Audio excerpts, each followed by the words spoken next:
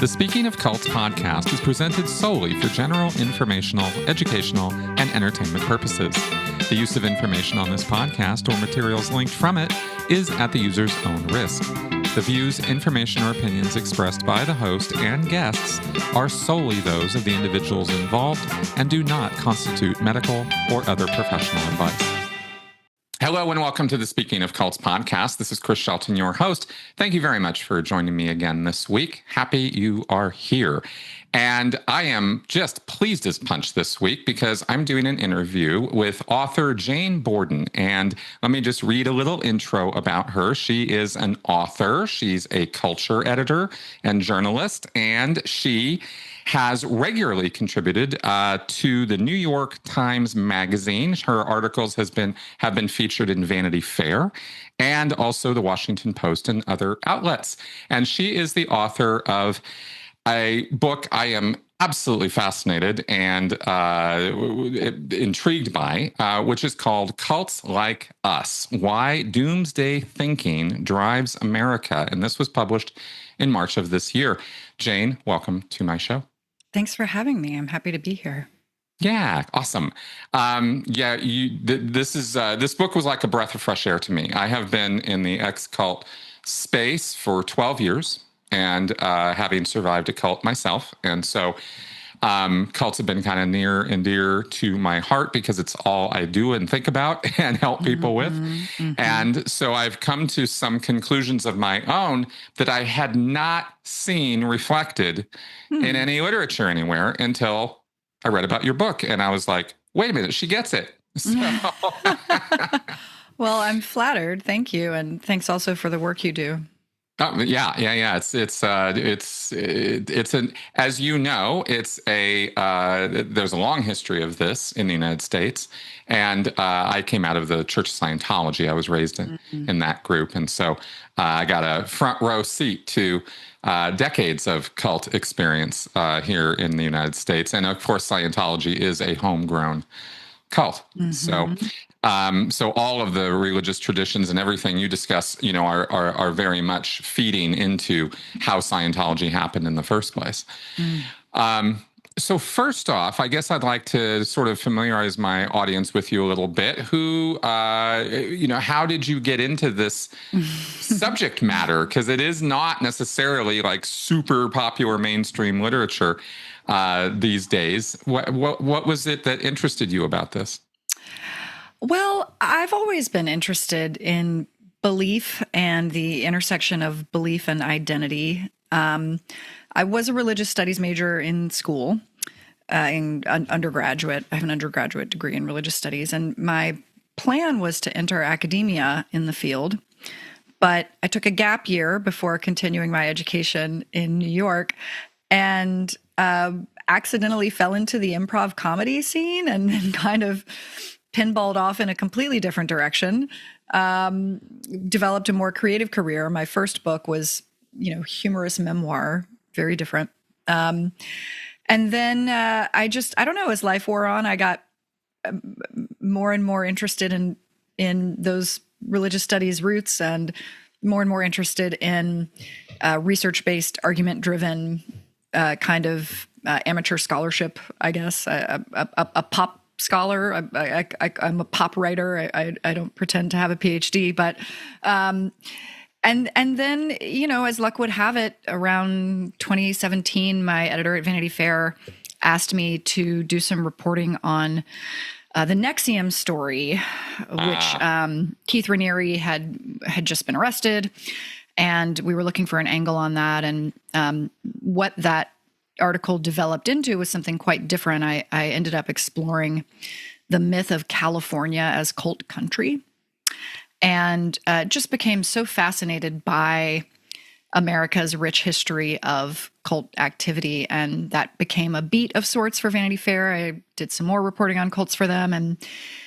while that was happening, I was meanwhile very preoccupied by the division in our nation that had been laid bare by the 2016 election, and was trying to figure out how we could possibly see one another as so different when we're really have we're basically the same, in the big picture. And I started to see in American pop culture and politics the same dynamics that I was learning about in my cult research. And I thought that was strange. And so I started digging around and pulling the threads. Why are we so anti-intellectual? Where did that come from? Why are we so obsessed with perfection and purity? Where did that come from? And I just started pulling the threads, and they took me all the way back to the Puritans. And I read some more about the Puritans and the Pilgrims, and I thought, they kind of look like cults. I think most people today would look at them and say that's a cult. And we can get into the strict definitions of cult later, but that's when I realized, like, oh wow, we were founded by doomsday groups, and it's not like their wacky cult-like ideologies just went away. They became the foundations of secular culture and are central to the development of our nation. And so I identified a certain number of tenets of their doomsday ideology, and then I traced them through secular American history, pointing out the modern echoes of these belief systems and the way we are all still very much indoctrinated into them, even though we don't recognize or acknowledge it. I could not agree with you more on all of that. As I mentioned, I was coming to some similar conclusions because I bounced from Scientology into the secular world and into the atheist and skeptic world right away, because I was trying to make sure as a cult survivor that I did not bounce into another cult, and I wanted to, and I didn't particularly trust myself as to how I was thinking and the emotional parts of that. And so hit on skepticism and James Randi and the whole sort of pushback on religion side of American culture now, and kind of immersed myself in that for a while. But and the pushback in that world is, we're not a Christian nation. We've never been a Christian nation. That's not about that at all. And I get why they come from that direction. But the more I learned about our history, as you dived into, like with the Puritans and the Pilgrims and the Protestants and the sort of religious foundations of this country, I realized, no, we actually are kind of a Christian nation, because that was the roots of the country before the Constitution and all of that was even around. Culturally, we were very, very built on these cultic foundations. And I think you're absolutely right that if you look at those groups now, you can't help but think of them as insular, very us versus them. Our doctrine and our dogma is the only truth, and is the only way to salvation, and therefore the only way to live. And a very, very strict rule set, very high control. Every aspect of their lives is controlled by the dogma and by the leadership. So, when we talk about the word cult, these are the things that come to mind for me. And we see all of that, and this intensely regulated lifestyle, and you work for God until you literally die at the plow or whatever, because that's what it is to be a good person under that moral system. And so this whole work ethic of the American dream and all of that kind of springs from some of that. So that's how I see, what you were writing about as what I was running into. I'm curious. I wanted to explore this a lot more, though. How do you see specifically this being like this American phenomenon? Because clearly people have gotten together in high control groups ever since there were 3 people around. There's been funny things happening with people in groups, but I think you're right that America has this very particular leaning into this sort of authoritarian group structure and regulated lifestyle and this kind of thing, and following this sort of centralized dogma of work will get you to prosperity, like a prosperity gospel even. But how would you sort of frame that, our beginnings leading to where we are now? You're right that cult-like thinking is a human phenomenon, cult participation. is a human phenomenon, but I do think we're more prone to it in America, whether that's participation in actual groups or like thinking at the societal level, which is what I'm more preoccupied by. And I believe because we were founded by a cult-like group, those ideas and thought processes and proclivities and tendencies became baked into the very DNA of our nation. And we crave certain of those belief systems. We crave a strongman.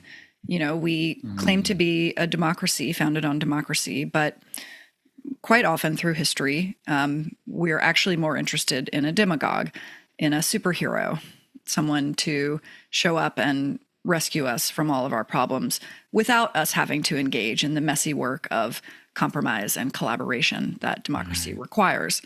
We're a very anti-nation, anti-fill in the blank, anti-intellectual, anti-elitist, anti-authoritarianism, and now becoming anti-science, anti-university. This tendency, I think, again, comes from our roots. I mean, the word protest is literally in the name Protestant.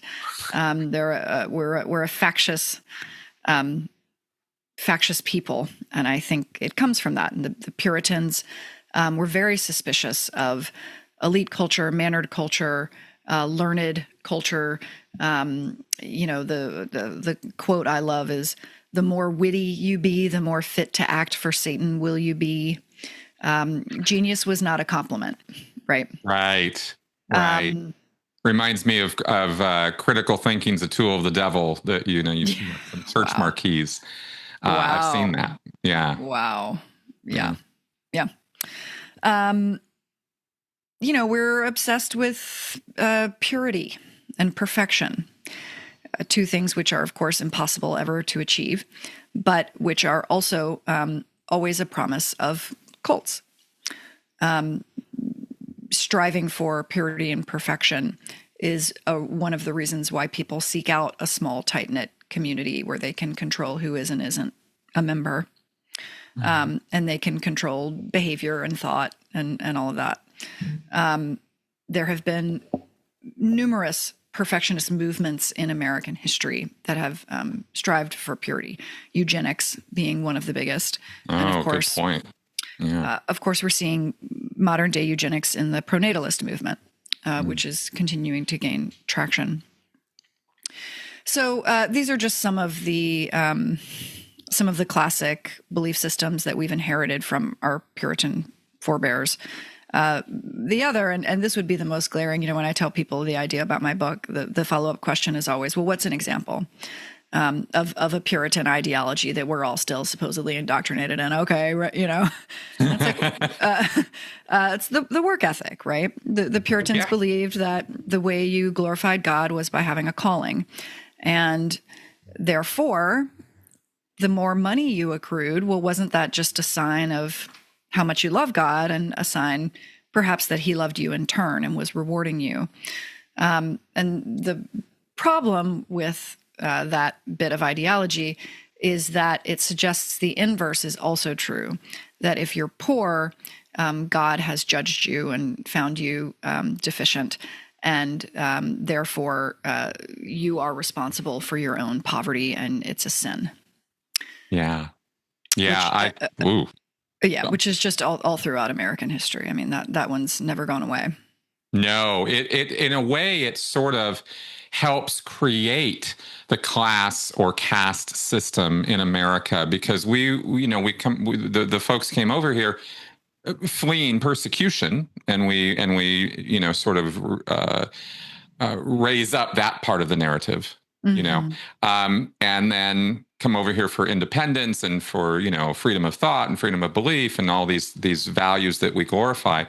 And yet there's these undercurrents of what you just described, which kind of create the American class system in a way. I mean, I don't know that we can have groups of people that don't create class systems of some kind, but this is kind of how America's comes into being is, oh, well, you're poor. Well, that clearly indicates that you have moral failings or that you're not working hard enough or that it's somehow on you when we now understand, certainly, and I think people back then probably had some idea that it wasn't all on you and that maybe systems can also create economic disparity and class disparity.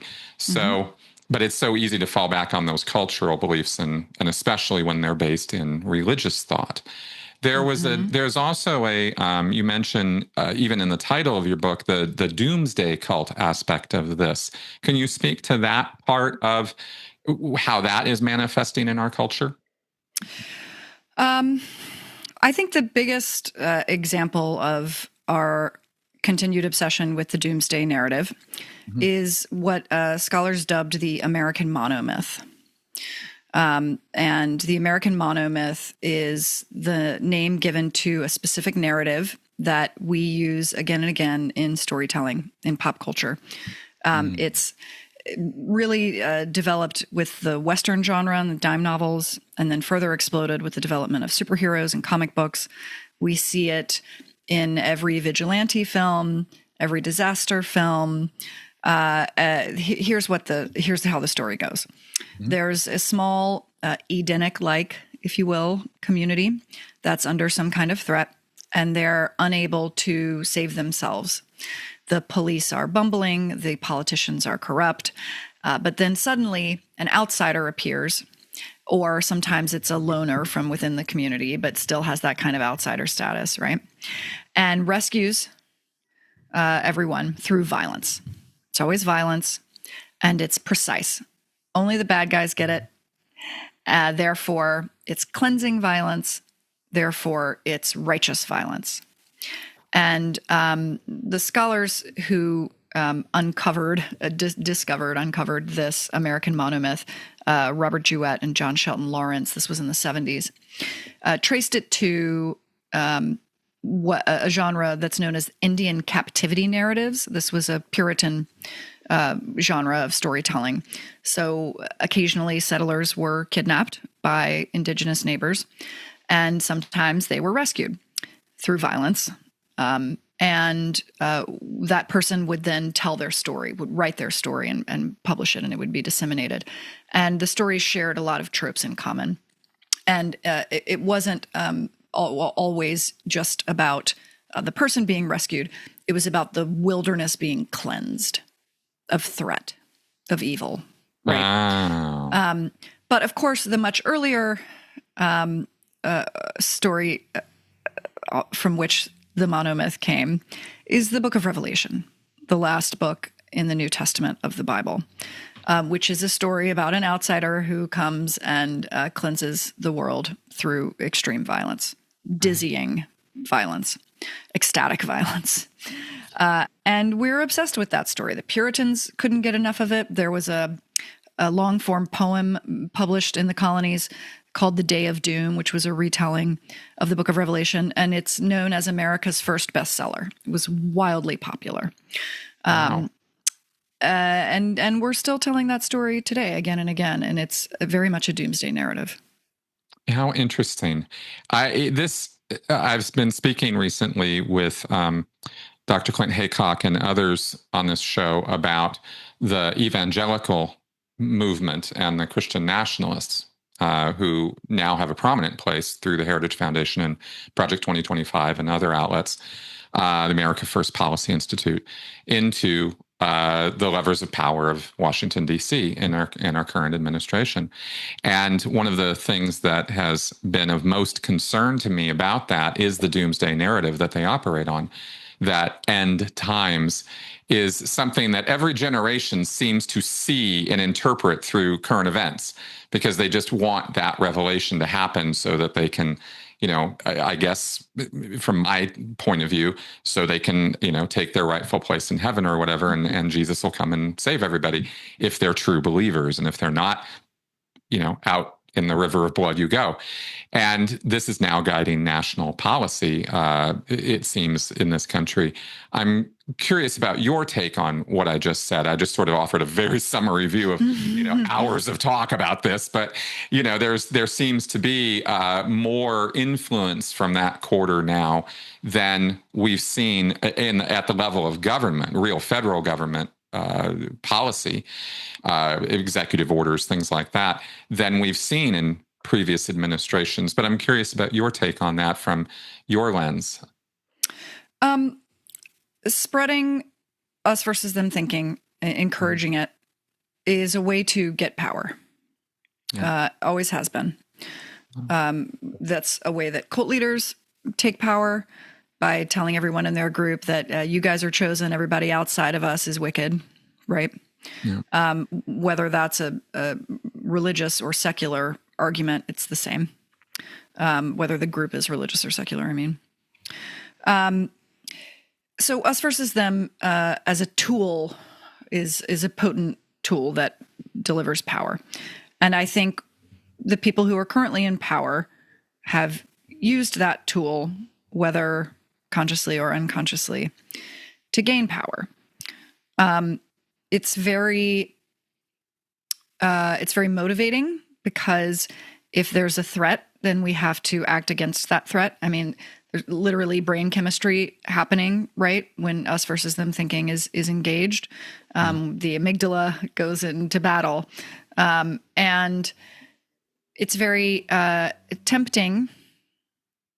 Outside of there being any kind of immediate threat, typically that threat is manufactured. That's what we're seeing right now with the anti-immigrant rhetoric, with the demonization of DEI. This is all the manufacture of threat in order to activate us versus them thinking, because it activates us to behave in ways that serve the people who are in power. But even beyond the belief in an immediate threat, us versus them thinking is very tempting, because we all want to be the chosen one. We all want to be in God's favor, whatever God is. God might be secular or scientific, which is what was happening with the eugenics movement. But we all want to be the chosen, the perfect.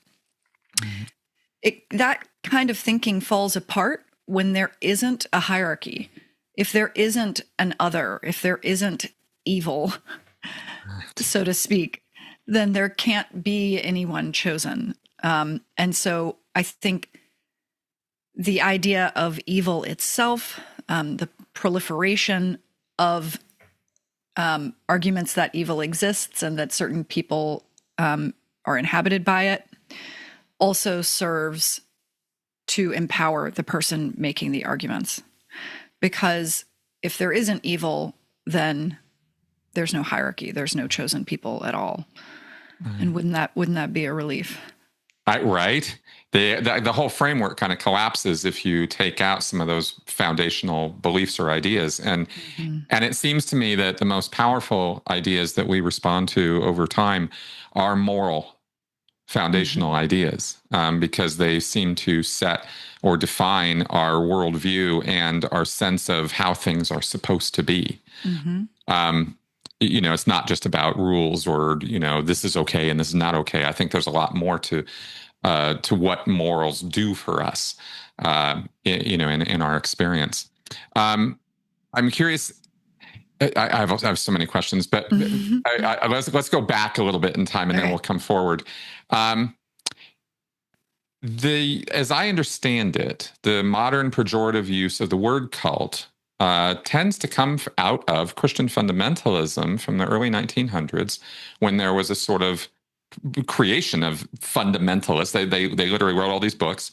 These are the fundamentals, because they felt the Christian as a body, I suppose, or certain aspects of very, very deep believing Christians in this country thought that 19th century spiritualism and mysticism and, these other sort of occult practices or spiritualist beliefs or other countries importing their religions in from India or China or other places was a threat to Christianity, and they felt very strongly that Christianity was the thing. And so this word cult comes out to describe all these other people who aren't Christian fundamentalists. And this is, I believe, where we get the pejorative use of this term that goes all the way to now. I said all that. I forgot my question. So let me get back to my question. So, that was it. What my question was is in your research into this, because you went all the way back to the beginning of the country and earlier, how were cults thought of prior to that? Was there a different attitude about this back then versus how we think about these things now? Yes and no. I think the word cult was used. Cultists was commonly used for any non-traditional group. The pejorative use we have today did coalesce around use for non-Christian groups more specifically. Yeah. But no, I mean, I think people have always kind of regarded these groups as non-traditional and unsavory. Right. That said, when they were Christian, they did tend to get a little bit more respect.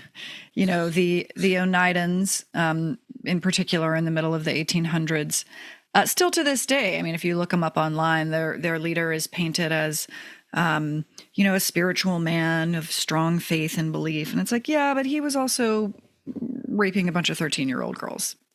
You know what I mean? We've become much more sensitive to cult followers. Today, I think most people in the general public see them as victims instead of, being kind of kooks who made their own bed. Right. People didn't used to have a lot of sympathy for members of these groups, and now we see them as having been taken advantage of. I explore Church Universal and Triumphant in the book, which was a group in the 80s. I mean, they were around for much longer than that, but the 80s is kind of when they came to national prominence, and early 90s. And there was an interview with the leader, Elizabeth Clare Prophet, on Ted Koppel's show. And he was so derisive. It was shocking to me. I was shocked reading the transcripts. He said, he was like, I can't believe we're even doing this story. At the end of it, he was like, well, I don't think we learned much, but I guess it was interesting. And I think, wow, media in particular, I said earlier that I think the general public is more sympathetic and understanding these groups, but I think media is still pretty suspicious and derisive when it comes to cult coverage. They're not really interested. I mean, I've gotten some pushback and skepticism myself from my own book. They don't see it as worthy of investigation. And I think that we dismiss cult-like thinking and cult activity at our own peril, because, as I point out in my book, this kind of thinking does not just exist in these isolated groups, but at the societal level. I could not agree with you more. And I approach this from this exact same point of view. I've been more than a little disappointed in the majority of media coverage. I won't say all, because not all of it is horrible at all. But there are certainly a tendency to approach it from, let us report on the salacious aspects of this, or the easily understandable controversy connected with, sexual assault or, activities toward children or something like that. And let's completely ignore the more base societal consequential kind of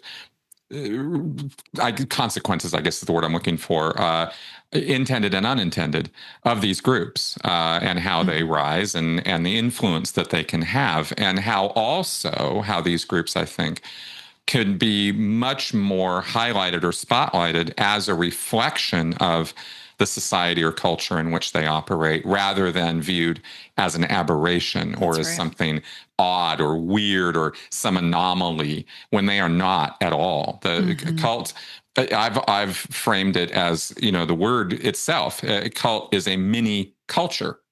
And it comes from the society in which it is existing, as much as it comes from the head of the cult leader or leadership.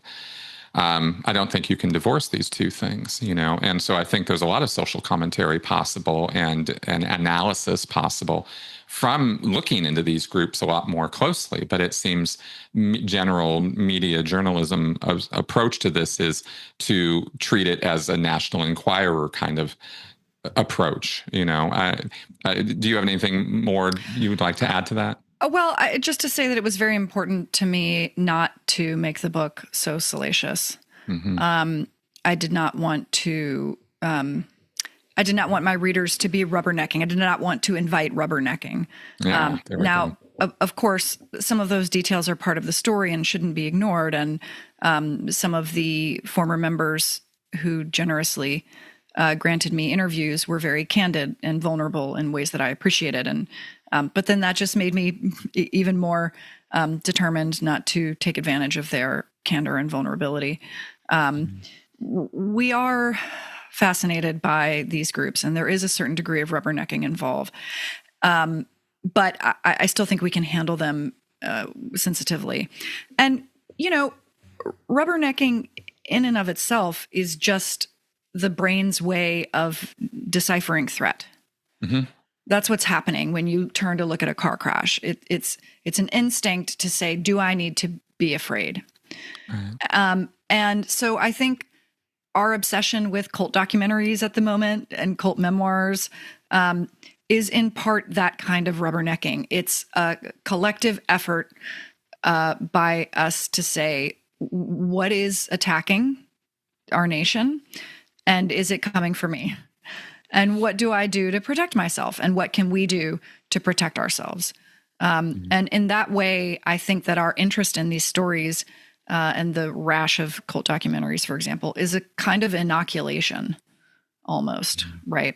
I mean, the way people, again, what we were saying earlier about how the general public seems to see cult victims as victims now instead of as, kooks who deserve their fate. I think that's in large part a result of all of the cult documentaries and memoirs that have been coming out, kind of retelling these stories from a different perspective. And I think that's been incredibly valuable in our efforts to combat the kind of narcissists and megalomaniacs who start these groups. Yeah, I agree. I think that it feels to me from the work that I've done over the years that the Jonestown massacre was quite a turning point in public awareness of the danger presented by these groups, where not that there weren't dangerous cults before Jonestown, and not that people weren't worried about cults before Jonestown, but it seems that really kind of highlighted the threat level of it when, a U.S. senator is killed, and when, 900 Americans going down there and being killed in the way that they were killed, like this whole mind control thing. And it feels to me like that was a turning point. But what's your viewpoint about that? Oh, it definitely was. And that led to the explosion of the anti-cult movement following Jonestown. And then we had the cult wars, right? Yeah, you're familiar with those. Yes. Oh, yeah. Fascinating part of U.S. history, the cult wars. And I interviewed several professors, scholars who have been accused of being cult apologists and who spoke on behalf of groups such as Scientology or the Moonies, without always knowing that these knowing how destructive those groups were. And but the hysteria that came out of the cult wars, I find incredibly frustrating because, again, it was us versus them division, right? It was the anti-cult movement against the professors. And guess who was profiting off of that? The Moonies and the Scientologists. That's right. And then finally, as things simmered down and they realized, oh, this is silly. And it's like, well, it's 15 years too late. Exactly. It was a wild time, and of course, I look to Jonestown and the Satanic Panic, and these deprogramming that was popular through the 80s and 90s, which is now not popular, and thankfully so. The fact that the ex-cult world is very, very much the wild, wild west, as I put it, when it comes to, there's no regulatory bodies, there's no objective licensing boards or anything. You have that for psychologists and for psychiatrists, but you don't have that for cult intervention specialists or people, claiming expertise in this field. And so it's still very, we're still figuring things out, and academia does take a while to figure stuff out. So we are where we're at. But it's been interesting to come into this world as a cult survivor, and then, oh, where are we, and what's happening, and it takes years to get your head around all of this stuff. It's quite fascinating stuff, and I will certainly say I have been on the accusing end of towards some of these academics in terms of the cult apologist stuff. I've called some of them out by name. I mean, a lot of them were wrong. Yeah. But yeah. But you also, I also take their points, which is that deprogrammers were kidnapping people against their will. That's right. That's right too. And also, we have freedom of religion in this nation, and you do, to a certain degree, have to let people believe what they want to believe, or you're infringing on their First Amendment right. Right. The problem is that, do they really believe that, or have they been unduly influenced to believe that? And that's what's so impossible to prove. And that's why we had these $60 million court cases, which is why the cults started courting these scholars in the first place to be witnesses at trial. And there's nothing like a court case to turn people into even bigger enemies than they might have been already. But, as much of a flashpoint as Jonestown was, it didn't take long for people to forget again. This Ted Koppel interview with Elizabeth Clare Prophet that I mentioned earlier, that was after Jonestown, and he was incredibly dismissive and thought that the story didn't warrant attention. In what world did that story not warrant attention when they had just been busted for amassing automatic weapons? There had just been a huge oil spill in the wilderness outside of Yosemite. Yellowstone. Oh, God, I always get those two confused. You're not the only one. And they had built, I don't know, like 30 million, I can't remember the number, dollars into building a massive underground bunker structure. So I just, the idea that people wouldn't pay attention to that seems insane to me. But of course, it had been some time since Jonestown, and it was before Waco, which was the next big wake-up call. And then Heaven's Gate was the next big wake-up call. And, that's right. So we have short-term memories. We do. And it has been a source of endless frustration for me as well, that phenomenon. And now, of course, with social media and the 24-hour news cycle turning into the 12-hour news cycle, turning into the 1-hour news cycle, we are on such a short leash now that it's so easy to forget things that were happening last month, much less, 12, 20, 50 years ago. I'm constantly disappointed in humanity on that point.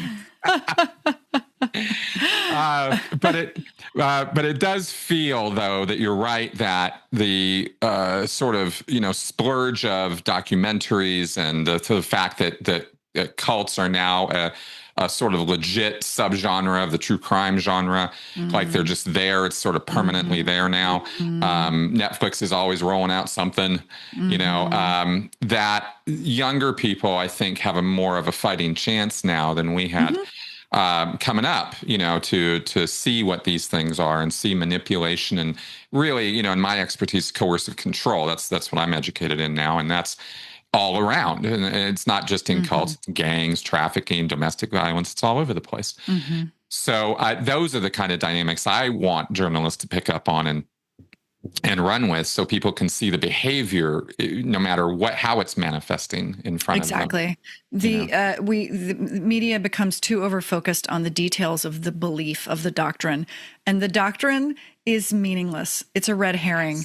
It's never the point. The power dynamics underneath is what we should be paying attention to, and that's what's the same in every group. The beliefs are always different. Because they don't matter, they're a distraction. And again, it's a distraction that serves the people taking advantage.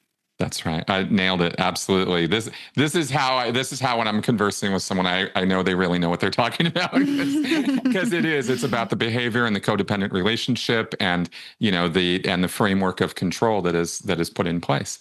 And it has nothing to do with the beliefs, right? It has. I was in Scientology my entire life, and I never heard the word Xenu once. Had nothing to do with why I was there. Because that information is only available once you've reached a certain level in the hierarchy. That's right. And I never got to that level. 27 years, and I never got to that level. But once I learned about it when I was outside, it was a nice nail in the coffin for me of why to, moving on. This is what I was doing. Oh, okay. Yeah, this was what they had for me. This, This is the carrot? I was furious.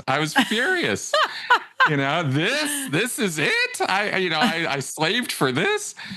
So yeah, it was pretty disappointing, to say the least. L. Ron Hubbard was everybody goes on about what a writer the guy was, but he wasn't very creative, not at all. Right? He plagiarized from everybody. Yeah.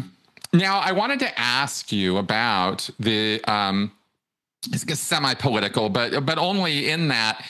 There was how do you think this has affected things when we talk about the historical, precedents of Christianity and the founding of this country on cult-like principles, which is not to say that all Christians are cultists. That's not my point at all. No, of course.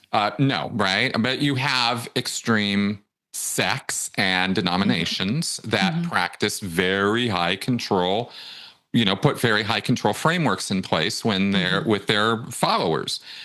Purity culture and, things like this. The evangelical world is very, very much known for this.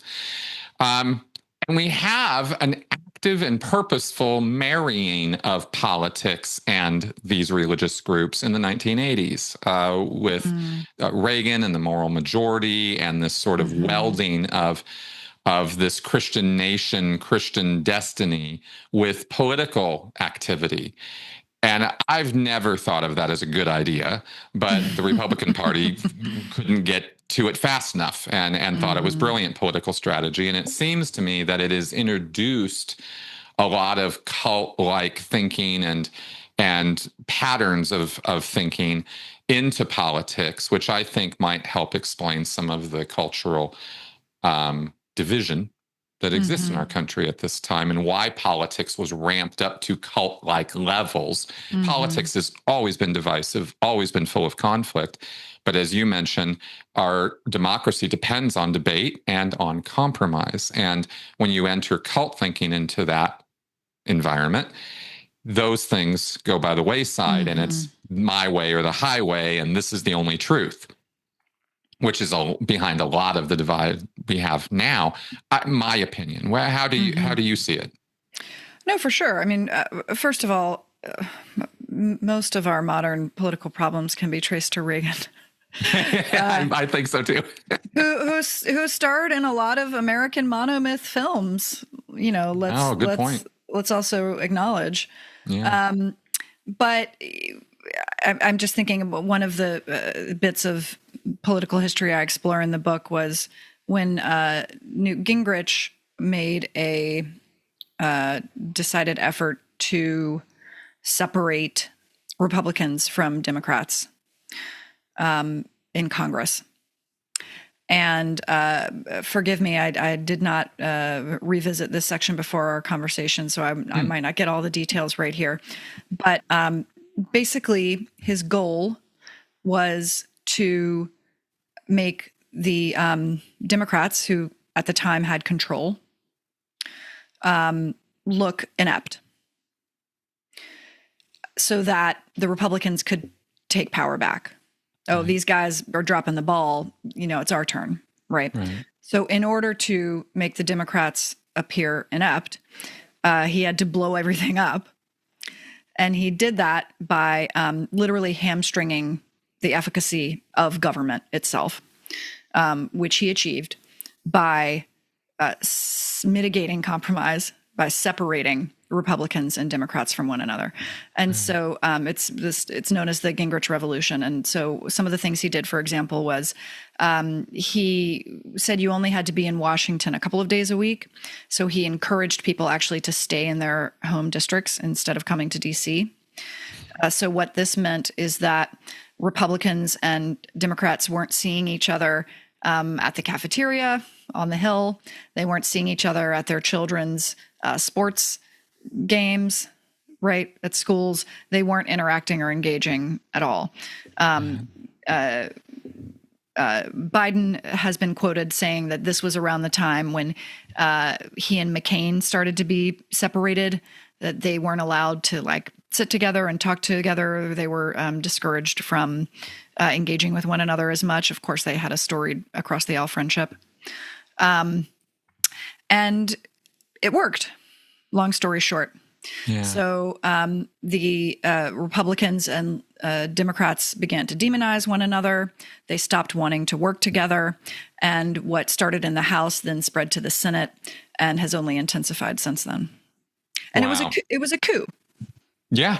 Yeah, I get that. That is. I was not aware of that. I'm not aware of political history that in that depth, and that is fascinating to me because, of course, your first element, of course, of control is isolation, and that's you cannot really easily accomplish control of a group or a population if you don't. That us versus them comes from first isolation, and Newt sounds like he strategically put that into place. What a dick! Sorry, but wow, that was really bad. He's kind of the worst. He also was responsible for at the last minute running in and giving a like $300 million tax break to Amway at the last minute. Oh dear. Oh dear. Oh, we haven't even touched on MLMs, but Robert Fitzpatrick has some wonderful things to say about your book. I've had him on the show a couple of times, and he is the MLM master. He is. I admire his work so much, what he's done thanklessly, because no one was paying attention to MLMs.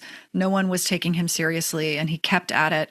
And all of the work that has come out in the last 5 years that's been more mainstream on MLM has all been people who've stood on the shoulders of his work.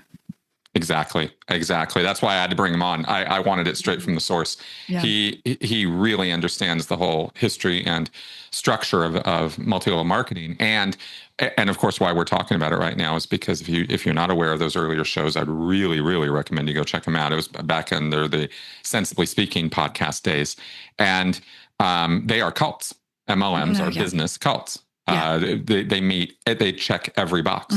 Well, first of all, every cult is a business, right? That's the point. That's the idea, is to take people's money without earning it, right? Right. But yes, most cults today are secular economic cults. Yep. Absolutely. And they are rife in the United States. Another point of division and another point of pushing prosperity gospel in a way through a secular business messaging rather than through a religious messaging. But that's, again, another point where we can find those cultural, common, culty roots of America, right, is in multi-level marketing, which are at this point about 100 years old as an institution in this country. And I mean, the entire vitamin supplement industry comes from that. The fact that it's a $1 billion industry, not that people weren't selling some snake oil before, but the blow up of it, the let's put this on a stage and get rich this way, this whole thing comes right out of that. And Robert's the guy who taught me all of that stuff. It was absolutely fascinating. Yeah. What do you say to people who might, and I don't know if this argument's been made in your direction, but it occurs to me that if we talk about the cultic roots or cultic anchors of American society and culture, then somebody says, well, yeah, but 9/11. I mean, that was Islam. They're the bad guys. That's the bad cult. We're not cults. They are. It's them. That's obviously a pretty simple argument, but what would your response be to something like that? I mean, I would say anytime you catch yourself thinking it's not me, it's them. Yeah. That you've fallen prey to us versus them thinking, which is the foundation of all cult thinking. Right. I think that's a good point. Also, Islam and Christianity are basically siblings. I mean, in the grand scheme of world religions, the three Abrahamic faiths, Judaism, Christianity, and Islam, are very close siblings. They're Irish twins. That's right. And of course, who do we fight with harder than our brother, right? So it makes sense. But I mentioned that one time at a family gathering to someone in my family. I won't say more specifically whom, but and he just his head wanted to spin off. Mm-hmm. He didn't like what I had said. He rejected it out of hand. He became very uncomfortable. And I don't know if he continued to think about it anymore after our conversation or not, but I think I wish everyone would study world religions. I wish they taught world religion in high school. Right. And we could somehow get those kids to pay attention. Yeah. I also wish everyone would take psychedelic mushrooms. So maybe don't listen to me.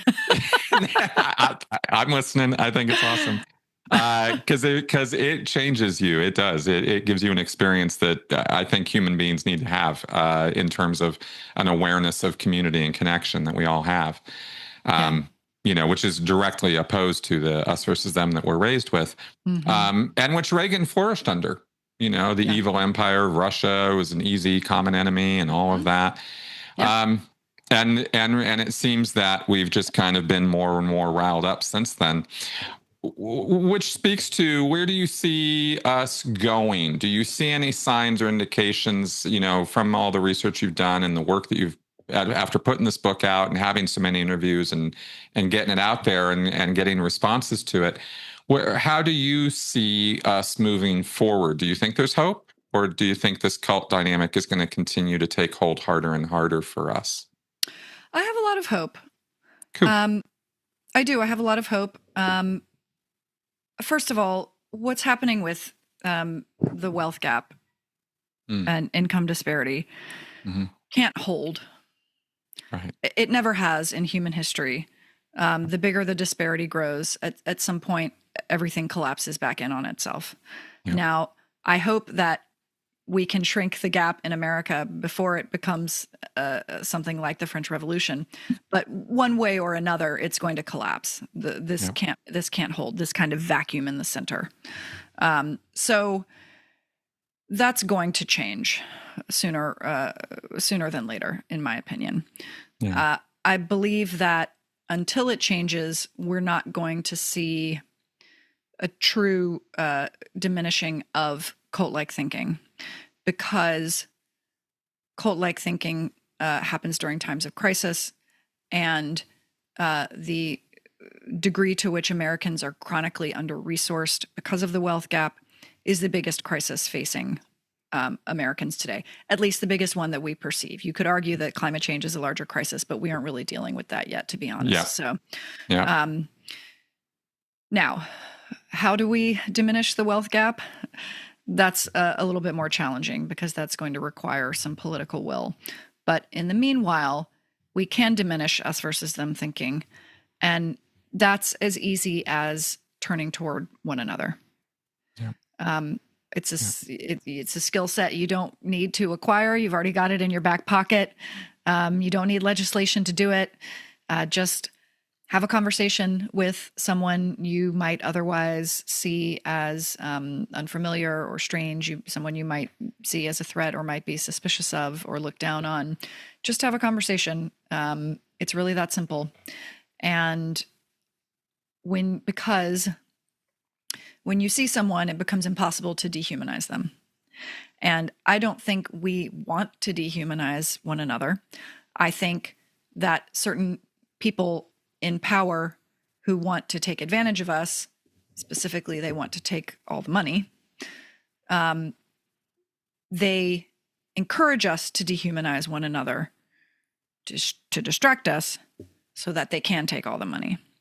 Yeah. And in order to fight that impulse and fight that coercive control and undue influence, we can see one another, and that will make it impossible for us to dehumanize one another. Yeah, I could not agree with you more. The Daryl Davis strategy. You sit down as a Black musician. He would sit down with KKK members one-on-one, and the central question on the table was, "You don't know me. Why do you hate me? What is this about? You don't even know me." And through those conversations, I think he's gathered hundreds of KKK robes that people just retired and gave to him.